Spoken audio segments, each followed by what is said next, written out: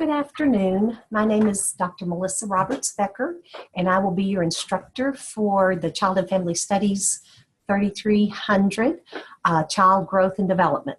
This is going to be a very good semester, and I look forward to getting to know each of you. I'm going to start off with an introductory video for you and kind of walk you through some of the pieces as we begin this course together. So I'm going to share my screen with you so that you can see. All right, we're going to look at our class together. All right, so right now when you log in, you're going to a page that just says welcome or something. I'm going to put this video on that page, so that will look better very soon. After that, there's the syllabus, and then begin each week here. And so you have open for you Module 1, Child Abuse and Neglect. You want to go ahead and start there every week so you know what assignments are due and you won't miss anything. The next link says Observation Documents. We'll look at these together for just a moment.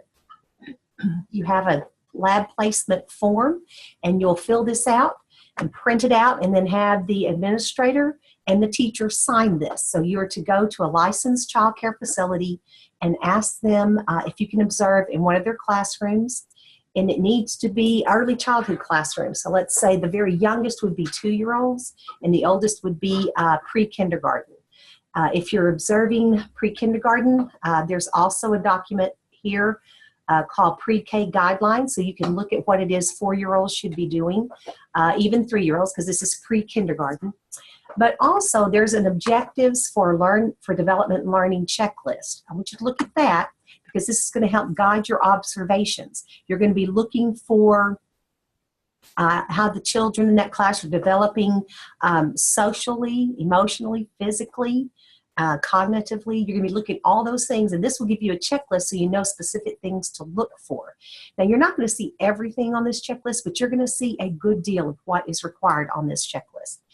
Each time that you go, the next document, Lab Site Logs Sheet, let's go ahead and look at that together. You're going to take this with you every time you go, and you're going to record the date as well as the location. Now, the location will be the same each time, won't it? Sure. But the date, location, then the age group observed, and concept or activity. So I would encourage you to go at different times of the day, and don't go at nap time. But different times of the day, so you can see them in the morning, perhaps when they're in centers or they're in circle time, perhaps in the afternoon when they're doing more outdoor play, more free play. You'll see different things depending on the time of day that you go. The time in and the time out and the total number of hours on that visit, and then the lab, someone there, the administrator, the teacher, has to sign this. You're going to do this until you've collected 10 hours. Now, I don't want you to go 2 times for 5 hours each time. I want you to spread this out over at least 5 weeks. That would be 2 hours each week. So spread this out at least 5 weeks, or if you want to go 10, that's fine too. But it's a total of 10 hours spread out over at least 5 weeks. At the end, you will scan this or take a picture of it, and you're going to submit it to me. Okay, back to our observation documents. That first one is the placement form. You fill it out and have them sign it, and then you're going to have to take a picture or scan it and send it to me. The next one is the lab site logs sheet, and you will take that with you, and there'll be certain times in the semester you're going to turn that in to me, and I'll get to that. I'll talk about that in just a minute. The objectives, this is what you're looking for when you go and observe the children, and you can look through that, and this will help you know specifically what to watch for. And the pre-K guidelines. So these are all under the menu, the left menu, observation documents. And then there's observation lab report, and this is what I was talking about a moment ago. You're going to turn this in to me 3 times, and those due dates will be posted for you. But the observation lab 1, observation lab 2, and then the final observation. And I want, along with answering these questions, I want to see your log document to make sure that you're going and seeing seeing the class all along. Okay, and then there's other links, assignments and discussion boards and assessments, and then the My Grades. That's how you can see how you're doing in the course. Okay, let's see, I'm going to stop sharing and Okay, I want to talk with you just a little bit about observing children and what is it that that really means. I'm going to share my screen with you again. There we go. Share. There we go. All right. So we want to, as we observe children, there's a reason that we're doing this. Oops. Hang on. All right, hang on just a minute. Let me try that again. Pause. All right, we're going to try that again. I'm going to share my screen with you. Okay, observing children. Why is it that we observe the children? What are we expecting to see? All right, we want to see their behavior. We want to provide the caregivers and the teachers some information to help the student or the child to continue to grow in the areas of strength, and then ways to strengthen those areas that need a little more attention. We're going to gain valuable information about the child and how they feel, how they learn, what they react to in a variety of situations. And when you observe them, you're going to make a record of the things that you notice about that child and what you see them doing.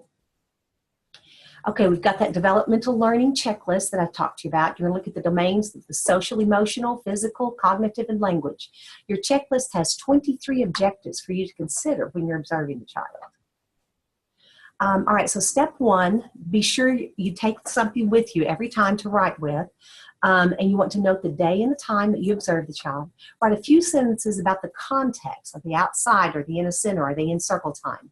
Write down what your child is doing, what they're saying. You're just writing what you see. And then capture as much detail as possible. When you write in a note form and abbreviations in order to record quickly as the action is happening. Now remember, most likely you're not going to see every objective, but you're going to see a lot of them. You do want to observe as many behaviors and as many domains as you can in every domain. And this makes it easier to write your paper at the end of the class too, if you have a lot of really good copious notes. You can ask the teacher or the caregiver about the child, but remember this is to be kept confidential, and you're only asking so that you can better understand the behavior of the child. Read the checklist ahead of time so when you get in there you know what you're looking for, and keep really good notes and keep your observation log up to date with the signatures. If you still have questions, please feel free to call me on my office phone or send me an email. The email will be best through Blackboard email because I have so many other emails in my Tarleton account, but this way I'll know it's from you in my class and I'll give it my first attention. You certainly can text me. I've given you that information in the syllabus.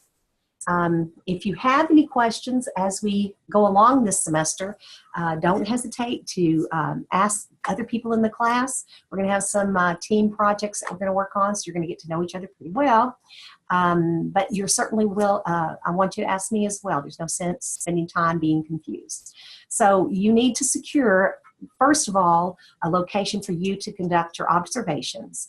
And make sure it's a licensed child care facility. If you happen to work at a licensed child care facility, it can't be even in that facility, not even in somebody else's class, because you're going to have some background and that might bias your observation. So you really need to go to a place where you don't know any of the children. It starts off fresh. Make sure to take really good notes. That's one thing I want to remind you of. And you're going to get how many hours? Right, 10. Spread out over at least how much time? Not 4, 5. That's right, 5. I'm good with this video stuff.